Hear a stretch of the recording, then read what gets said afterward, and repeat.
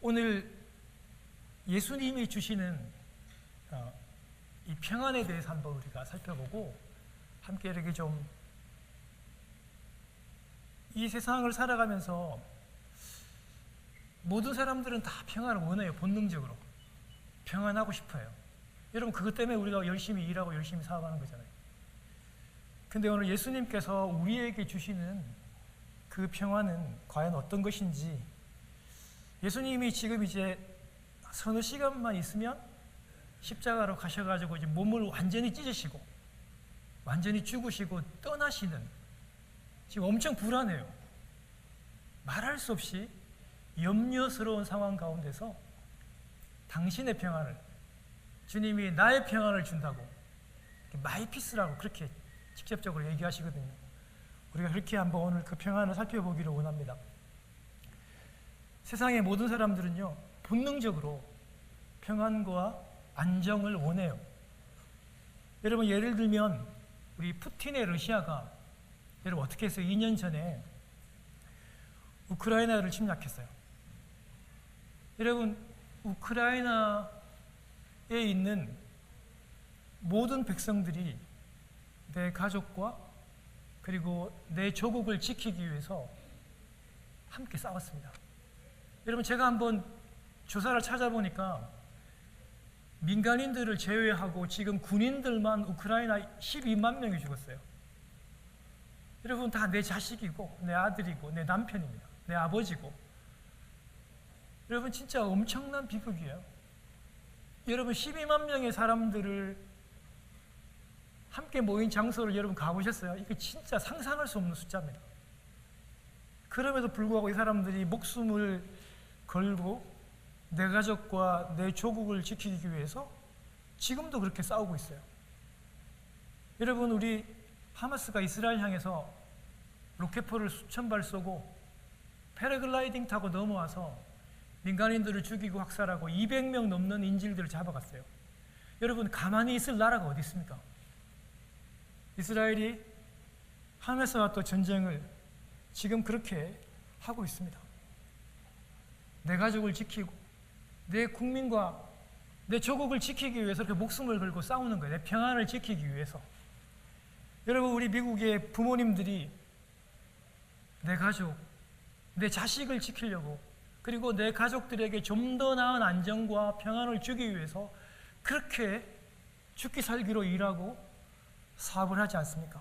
돈을 벌고 저축을 하지 않습니까? 여러분, 세상에 절대적으로 힘을 가진 절대 권력자들, 특별히 여러분 고대에 이집트의 파라오 같은 사람들은 더 했어요. 여러분이 너무 잘 알고 있잖아요. 여러분이 파라오가요, 자기가 죽고 난 다음에 자기가 영원히 안식을 취하기 위해서 어떻게 했습니까? 자기가 죽고 난 다음에 자기의 시신을 미라로 만들 것을 명명했고, 자기가 살아있는 동안에 피라미시라고 하는, 여러분 그게 무덤이에요. 무덤, 공동묘지 무덤입니다. 그거를 지었는데요, 뭐 여러분 잘 알듯이 얼마나 견고하게 지었으면 4,500년이 지난 지금도 여러분 그 자태가 전혀 무너지지 않을 정도로, 여러분 세계 7대 불가사의에 들어갈 정도로 너무나도 견고하게 지었어요. 죽고 난 다음에 그 안에 들어가서 자기가 평안을 누리려고. 여러분, 그 돌 한 개의 무게가 무려 2.5톤입니다. 그거 여러분 250만 개를 한 치의 오차도 없이 147m를 쌓아 올렸어요. 한 변의 길이만 해도 그게 230m가 넘습니다. 얼마나 견고하게 지었든지 자기가 죽고 난 다음에 아무도 그 무덤 안으로 침범할 수 없도록 그렇게 견고하게 지어놓고 자기는 그 안에서 죽어서 안식하기를 원했던 거예요. 여러분, 참 그러나 아이러니컬하게도 그렇게도 죽어서 그 안에서 평화를 누리기를 원했던 그의 뜻은 이루어지지 않았습니다. 이미 벌써 고대 때부터 그 피라미드 안에 수많은 보물이 있다는 소문들이 나서 고대 중세를 거치면서 모든 세계에 있는 이 도벌꾼들의 표적이 됐어요. 많은 유물들이 독을 당했고 보물들이 여러분 도적질 당했으며 그리고 그 안에 있는 많은 벽화들이 훼손되었습니다. 그가 원했던 평화는 이루어지지 않았어요. 여러분 한국의 유명한 국민 가수 여러분 김광석 씨 아시죠? 나의 노래 안에 평안이 있다 얘기했어요. 나의 노래 안에 희망이 있다고 그렇게 부르고 한국에 있는 여러분 전 국민들이 애창하잖아요. 그러나 그는 그렇게 평안을 찾다가 스스로 목숨을 끊었습니다. 여러분 우리 문화 간의 평안과 인생과 목숨이 있다고 얘기했던 해밍웨이, 그리고 일본의 여러분 이 야스나리 같은 여러분 이 노벨 문학상을 받았던 사람들요, 문학이 평안을 준다고 얘기하고 문학이 모든 것이라 얘기했던 그들 또한 각각 권총으로 그리고 가스를 틀어놓고 자살을 선택했습니다. 사랑하는 여러분, 오늘 주님이 주신다고 하는 이 평안은 세상의 그 어떤 힘과 돈과 능력으로 잡을 수 있는, 얻을 수 있는 그런 평안이 아닙니다. 우리가 오늘 이 평안에 대해서 함께 살펴보고요. 아니 주님이 그냥 말로만 하신 게 아니라 실제로 주셨다고요. 그런데 우리가 그 평안을 갖고 사느냐고요. 아니 분명히 주님이 마지막으로 주시고 갔는데 그럼 나는 왜 그 평안을 누리지 못하는지 우리가 오늘 한번 생각해 봐야 되고, 우리도 예수님을 다 믿는 성도고 제자인데 우리가 그 평안을 알고 누려야 하지 않겠습니까? 우리가 오늘 이 시간들을 통해서 그 평안을 누리기를 원하고 그 방법들을 알아가고, 또 한 가지는 이 평안을 누리지 못하게 해서 우리를 계속해서 염려하게 만들고 우리를 걱정하게 만들어서 하나님과 우리를 이렇게 계속 분리하는 이 사탄의 세력이 있다는 것을 또한 기억하기를 바랍니다. 여러분 제가 지난번 2주에 걸쳐 가지고 계속 말씀했던 게 뭐예요?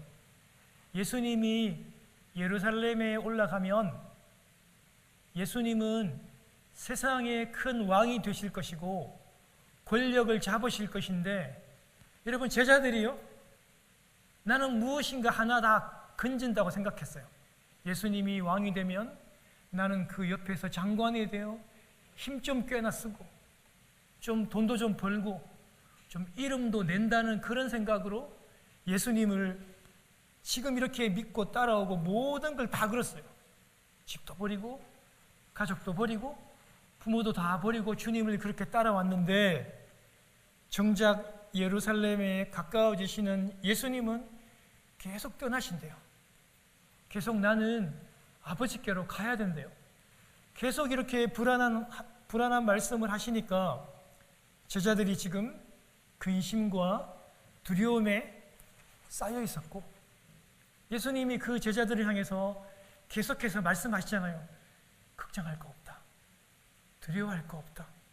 내가 아버지께로 가는 것은 너희들이 살 수 있는 그 처소와 집을 마련하기 위함이고, 내가 집을 마련해 놓으면 반드시 너희들에게 와서 너희들을 데리고 그 처소로 가서 함께 살 것이다. 그러니 걱정하지 마라. 주님이 그거 얘기하셨고, 여러분 또 한 가지 놀라운 사실은 뭡니까? 우리 다 알고 있는 거잖아요.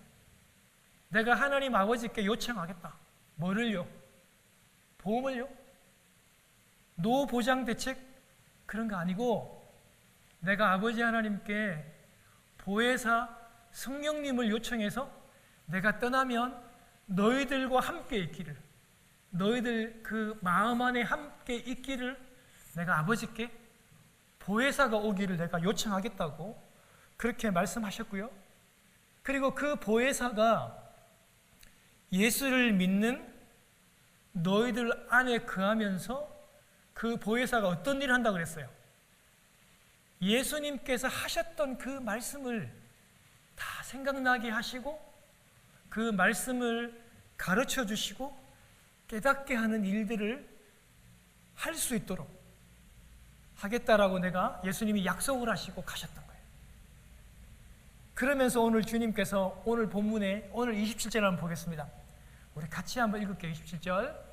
주님이 뭐라고 하시냐면 이렇게 얘기합니다. 시작. 평안을 너희에게 끼치노니 곧 나의 평안을 너희에게 주노라.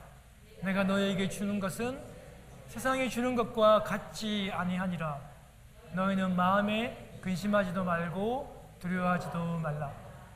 주님이 평안을 너희에게 끼치노니, 여러분 끼친다는 이 말이 좀 우리 한국말로 어렵지만 영어로 보면 쉬워요. 리브라고 하는 말, 남겨준다는 말이에요. 평안을 내가 너희에게 남겨주고 또 너희에게 주겠다, 그렇게 말씀합니다. 여러분 이 뜻은 뭐냐면요, 우리 26절에 이미 배웠던 건데요, 보혜사 성령님이 예수를 믿는 우리 안에 임하시고 거하시면 예수님의 그 말씀이요 생각이 나고 예수님의 말씀이 깨닫게 되고, 여러분 예수님의 이 말씀이요 영원합니다. 예수님의 말씀이 영원하기 때문에 그 영원한 평화가 우리에게 올 것이라고 그렇게 얘기하는 겁니다.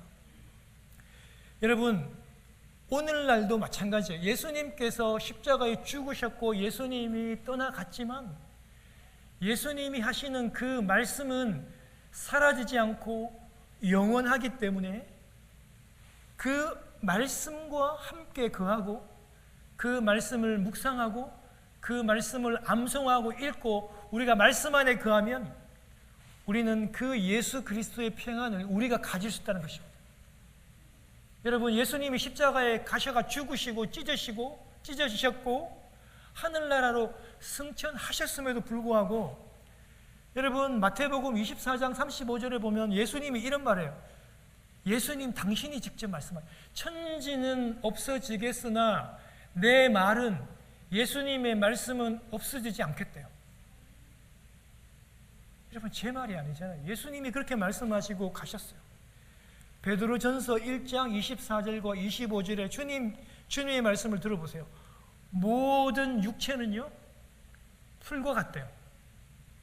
그리고 모든 그 육체의 영광은 풀의 꽃과 같은데, 풀은 어떻게 해요?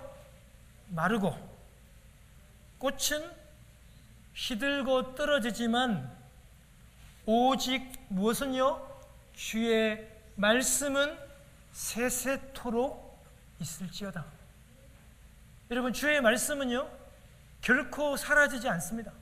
예수 그리스도를 믿는 그 마음 안에 영원히 생각나고 거하게 되는 겁니다. 여러분 그래서 이 말씀을 암송하고 이 말씀을 읽고 묵상하는 건요 너무너무나 중요합니다. 그렇게 하면 내 안에 계시는 성령님이 이 말씀을 다 기억나게 하고 깨닫게 하고 가르치는 역사가 우리에게 있게 되는 겁니다. 십자가에 그렇게 죽으셔도 하늘로 승천하셔도 말씀은 사라지지 않고 제자들과 성도들 안에 영원토록 거하신다는 겁니다. 할렐루야. 여러분 그러기에요 우리 이 이민의 삶을 살아가면서 여러분 신분 문제로 고생 많이 했잖아요. 절망하고 좌절하고 억울하고, 여러분 우리가 직장 문제로 얼마나 많이 걱정하고 힘들었어요. 자녀 문제로 얼마나 많이 힘들었어요. 그렇지만 여러분 우리는요 그런 고난 안에도 주님의 말씀이 계시기에 우리는 평안할 수 있는 겁니다. 아무리 전쟁이 있어도 아무리 폭풍우가 쳐도 주의 말씀이 사라지지 않고 그 고난 가운데 두려움 가운데 있기 때문에 그 전쟁 가운데서도 평안할 수 있는 것입니다. 27절에 주님은 당신의 평안을 남겨주신다 하셨고 평안을 우리에게 주신다고 했는데, 여러분 이 평안이요 주님이 말씀하시기를 세상에 주는 그 일시적인 것과 같지 않대요. 세상에 주는 평안은요 영원하지 않고 순간적이고 일시적입니다. 그런데요 많은 사람들이, 많은 성도님들이 이런 세상의 일시적인 평안이 참 평안이라고 그렇게 생각하고 속고 착각합니다. 편히 거할 수 있는 집, 그리고 안전한 자동차가 있고 그리고 살아갈 직장이 있고 사업의 터전이 있고 은행 잔고가 언제나 든든해서 넉넉히 먹고 살 수 있고 걱정이 없는 그 상태가 평안이라고 그렇게 착각할 때가 많이 있습니다. 물론 맞습니다. 자녀들이 잘 자라주고 자녀들이 공부를 잘하고 자녀들이 좋은 직장을 얻고 자녀들이 변호사와 의사와 결혼하고 좋은 집안에 결혼을 하고 가족들이 아프지 않고, 여러분 이런 종류의 상태를 세상 사람들은요 평안하다, 안정적이다 그렇게 착각합니다. 맞긴 합니다. 틀리지는 않았습니다. 그런데 세상이 주는 이 일시적인 평안과 평안은요 주님이 말씀하시는 그 평안과는 전혀 다른 평화입니다. 이 세상적인 거는요 일시적인 것이고 순간적인 것이기 때문에 영원하지 않습니다. 여러분 저희 가정이 한국에서 휴스턴에서 뉴저지로 왔습니다. 너무 형편이 어려워서 가장인 제가 잘못 결정해서 그때 여러분 한 1년 동안 차가 없었어요. 뉴저지에 여러분 75센트 주고 타고 다니는 깡통밴을 타고 다녔습니다. 당연히 아이들은 걸어서 학교를 다녔고 교회 갈 때도 식구들이 이 깡통밴을 타고 다니고 저는 이 밴을 타고 교회를 출근했습니다. 그러다가 1년이 지나서 중고차를 샀습니다. 이 중고차를 타고 아내가 출근을 하고 직장을 다니면서 하회를 다니다 여러 번 자리에 서고 고장이 났습니다. 여러분 그렇게 불안한 중고차를 타는 것보다 새 차를 타니 얼마나 좋고 안전합니까? 얼마나 안정적이에요. 제가 원베더에 살았어요. 원베더에 4식구가 살았습니다. 그러다가 이제 아이들이 교회를 섬기려고 뉴욕 와이플랜드로 가까이 다 왔습니다. 잠시 왔습니다. 그리고 아이들이 잠시 집을 마련하고 함께 살고 있습니다. 원베드에 4명이 살며 4명이 한 개의 화장실을 순서대로 예약제로 사용할 때보다 훨씬 더 안정적입니다. 평안합니다. 그렇지만 여기서 주는 안정과 평안은 일시적입니다. 캐슬 같은 큰 집을 한 번 사면 영원합니까? 아닙니다, 여러분. 관리하는 것으로 매번 또 걱정할 수 있습니다. 여러분, 안정적인 직장을 구했다고 평안한가요? 여러분 알잖아요. 미국은요 회사가 쉽게 망합니다. 쉽게 해고됩니다. 내가 떠날 수도 있습니다. 한번 사업 잘하면 여러분 영원한가요? 평안한가요? 여러분 사업은 업다운이 있고 경기에 아주 민감합니다. 전 세계적으로 또 그런 여러분 침체가 오면 한번 사업이 잘 되었다고 해서 영원할 수 없습니다. 직원들도 속을 썩입니다. 여러분 한번 자녀들이 좋은 직장 들어가고 좋은 학교 들어가면 끝납니까? 여러분 아닙니다. 여러분 잘 아시잖아요. 그런 세상적인 안정과 평안을 주는 것은요 한 번은 줄 수 있지만 일시적인 것이고 늘 불안한 거예요. 여러분 자녀가 한번 좋은 곳에 결혼하고 시집장가를 잘 가면 여러분 그게 영원히 안정한가요? 여러분 아닙니다. 여러분 아시잖아요. 끊임없는 어려움이 닥쳐오게 됩니다. 여러분 그럼에도 불구하고 세상에 있는 사람들과 믿는 사람 중에서도 그런 세상적인 안정을 추구하며 그 버는데 직장에 모든 것을 걸고 노력하는 사람들, 그러면서 그런 평안들을 기대합니다. 큰 집, 노후대책, 많은 은행 잔고, 보험, 주식 투자, 이것이 다 갖춰지면 평안이 올 것이라고 착각합니다. 그러나 이런 세상의 평안은 금방 또 두려움과 염려를 가져온다는 것을 여러분 꼭 기억하시고 주님이 주시는 이 참 평안을 여러분 오늘 여러분들이 꼭 기억하시기를 바랍니다. 사랑하는 여러분, 에덴 동산에서 인간이 타락해서 그 사탄의 꼬임에 넘어가서 하나님을 떠나서 하나님 없이 내가 스스로 책임질 수 있다, 내 마음대로 할 수 있다라고 생각하고 그들이 선언한 이상, 타락한 본성을 가진 이상, 여러분, 이 세상에는요 진정한 평안은 없습니다. 염려는 계속해서 반복될 수밖에 없습니다. 이 세상의 염려를 멈추고 평안할 수 있는 길은 단 하나입니다. 오직 주님이 주시는 이 평안을 믿고 그 평안 안으로, 그 말씀 안으로, 성령의 임재 안으로 들어가는 길만이 오직 참 평안을 누릴 수 있음을 꼭 기억하는 여러분 되시길 바랍니다. 여러분, 먼저 주님이 주시는 여러분 이 말씀은요, 이 평안은요, 주님의 말씀하고 아주 연관이 깊어요. 이 성경하고.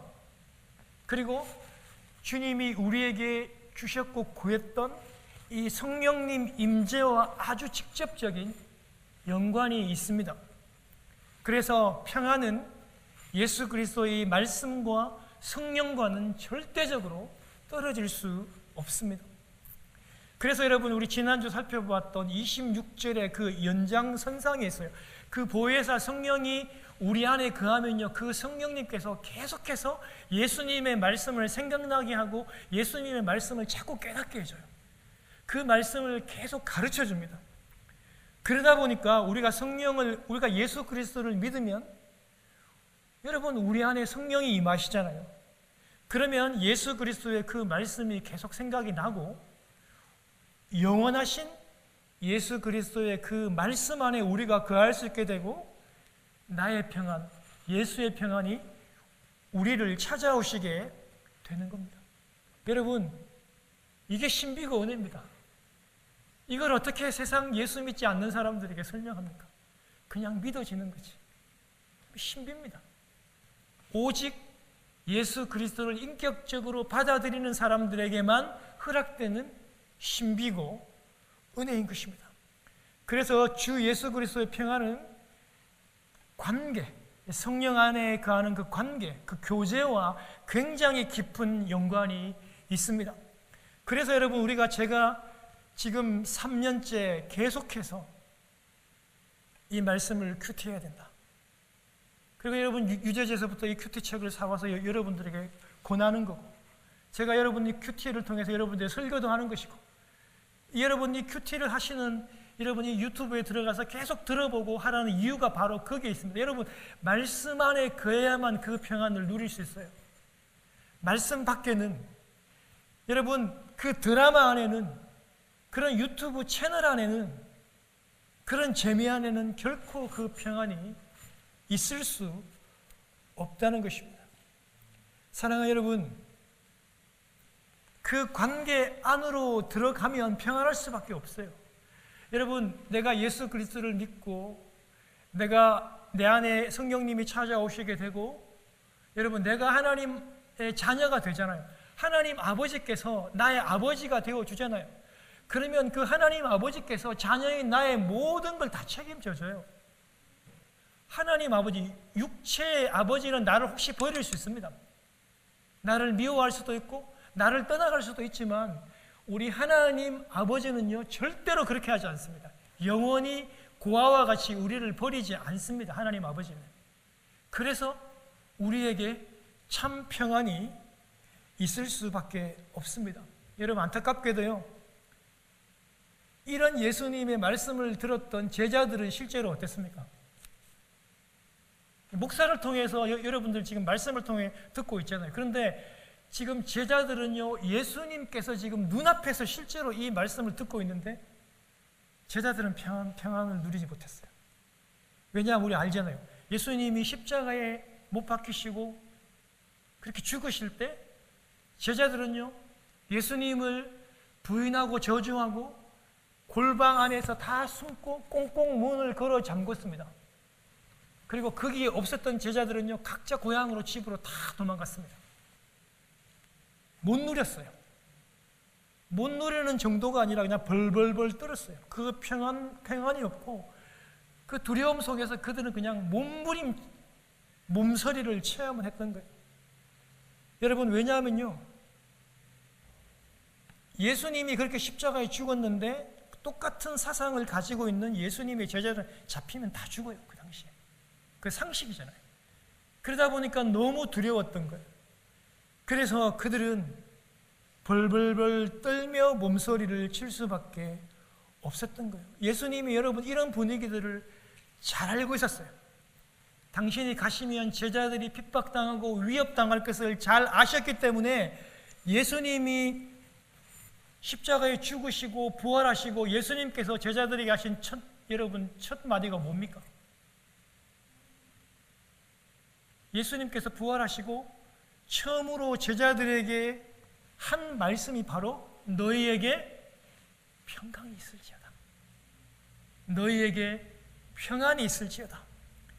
여러분, 이게 사복음서에 다 기록이 되어 있어요. 예수님께서 약속하셨던 그 평안이 너희에게 있는지를 예수님께서 제일 먼저 확인해 보셨던 거예요.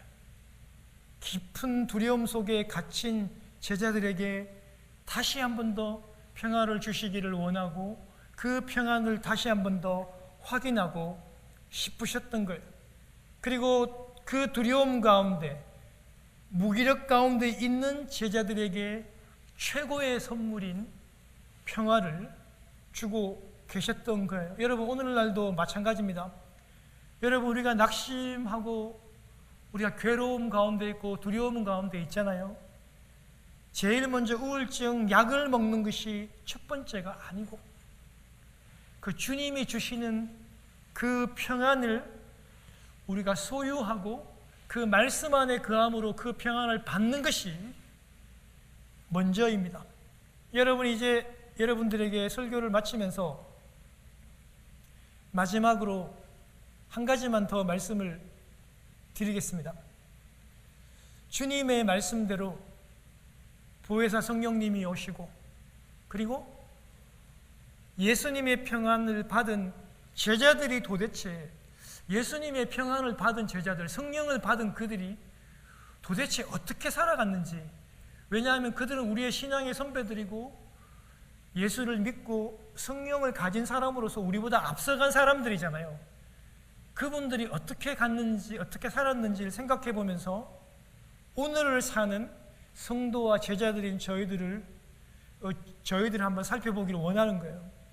예수님이 여러분 부활 후에 40일 동안 제자들에게 나타나셔가지고 성령을 주겠다고, 오순절에 성령을 주겠다고 약속을 했습니다. 그리고 제자들이 그 성령을 받았고 그 제자들의 마음 안에 이제 성령님께서 내주하게 되었고 그 성령님을 통해서 예수 그리스도의 말씀이 제자들 안에 이제 거하게 되었습니다. 그 말씀이 계속 생각이 났던 거예요. 그래서 제자들의 마음속에는 이제는 두려움이 아니라 주 예수 그리스도의 평안이 찾아오고 있었던 것입니다. 완전히 예수 그리스도의 평안이 임했어요. 여러분, 사도행전 4장에 여러분 잘 아는 내용들입니다.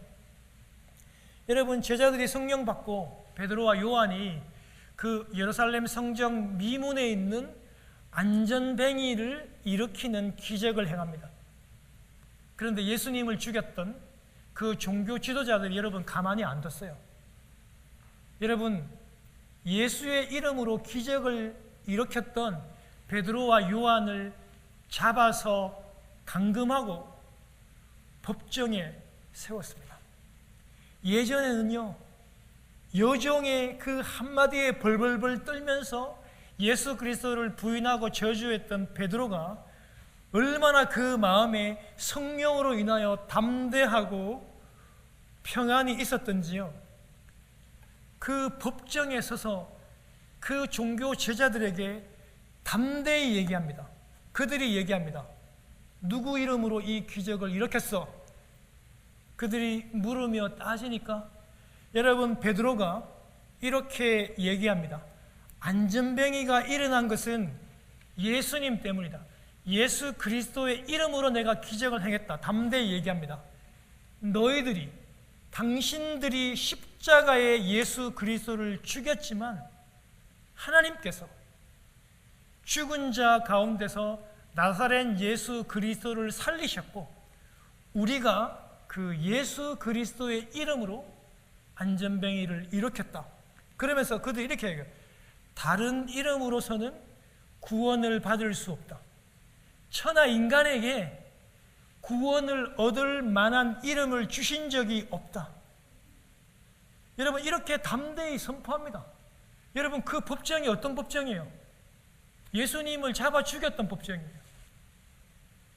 로마의 법도 절대로 살인을 해서는 안 된다고 그렇게 반대했는데도 여러분 그걸 이기고 예수 그리스도를 십자가에 못 박았던 법정이에요. 여러분 우리 코트에 안 써봤죠? 여러분 제가 예전에 모시고 있었던 담임 목사님께서요, 그분 진짜 용감하신 분이고 담대하신 분인데요, 그분이 그 다음날 법원에 가야 됐어요. 그런데 저한테 진짜로 두렵다고 얘기했어요. 진짜 무서워 죽겠다고. 그래가지고 여러분 그 법원에 계시는 그 장로님의 손을 붙잡고 벌벌 떠시면서 가더라고요. 여러분 이 법정이 보통 법정이 아니에요. 이 법정은 사람을 완전 죽일 수 있는 그런 법정인데도 전혀 두려워하지 않아요. 사도행전에 보면요, 예수님 때문에 매 맞는 거를 엄청나게 제자들이 베드로가 기뻐하면서 갔다. 그런 표현들이 나와요. 한 가지만 더요. 사도행전 12장에 보면요, 헤롯 왕이 예수님의 제자 야고보를 잡아서 죽입니다. 그러니까 유대인들이 엄청 좋아해요. 그러니까 여러분 이 헤롯 왕이 베드로를 붙잡아서 죽이려고 붙잡았어요. 근데 여러분 무교절 명절이라서 이 베드로를 못 죽였어요. 그리고 감옥 안에 딱 가둬놨어요. 교회는 난리가 났어요. 초대교회 최고의 리더이고 수장이었던 베드로가 지금 잡혀가지고 순교하고 지금 형장에 이슬로 죽을 판이니까 교회는 밤을 새워서 간절히 기도하고 난리가 났어요. 그런데 정작 베드로는요, 자기의 옆에서 여러분 사슬들의 군사들과 함께 사슬에 묶여가지고 밤새 얼마나 깊이 잠을 잤든지요. 천사가 베드로를 데리고 여러분 가는데 너무 평안히 자니까 그의 옆구리를 찔러가지고 옆구리를 이렇게 여러분 차가지고 그렇게 깨워가지고 데려갈 만큼 베드로는 그렇게 깊이 평안히 잠을 자고 있었습니다. 내일이면 죽음이 찾아오는 그 순간에도 성령님께서 깨닫게 해주시는 그 평안이 그 안에 있으니까 전혀 두려워하지 않고 예수를 위해서 죽는 각오로, 순교의 각오로 그가 살아갔다는 거예요. 사랑하는 성도 여러분, 성령님과의 교제 안에, 여러분 내 안에 다 성령님이 계시잖아요. 내 안에 성령님과 교제하는 이 교제 안에 그런 평안이 있습니다. 할렐루야. 여러분 매일마다 우리가 말씀을 묵상하는 그 말씀 안에 영원한 주 예수 그리스도의 평안이 있습니다. 우리가 여러분 매일 살아가시면서 여러분 참 우리가 이름에도 불구하고 우리가 눈만 뜨면 걱정해요. 눈만 뜨면 염려 제조 공장에 또 돌아갑니다. 그 염려 제조 공장장 이 박정원 목사가 또 일을 하는 것 같아요. 조그마한 일로 염려하고 걱정하고 두려워하는 저희들을 향해서 주께서 오늘 27절에 이렇게 말씀합니다. 나의 평안을 너에게 준다. 그 평안은 세상 끝과 같지 않다. 세상이 줄 수 없다. 그래서 근심하지도 말고 염려하지 말라고 주께서 우리에게 말씀합니다. 사랑하는 성도 여러분, 우리 다시 한번 기도 앞에 우리가 다시 한번 주 예수 그리스도의 그 영원하신 말씀 앞에 오늘도 여러분 이 영원한 예배 앞에 서는 여러분 되시기를 바랍니다. 그래서 이번 한 주 동안도 그 영원하신 말씀 안에 그 관계 안에서 주 예수 그리스도의 그 나의 평안을 누리며 살아가며 승리하신 여러분 되시기를 주님의 이름으로 축원합니다.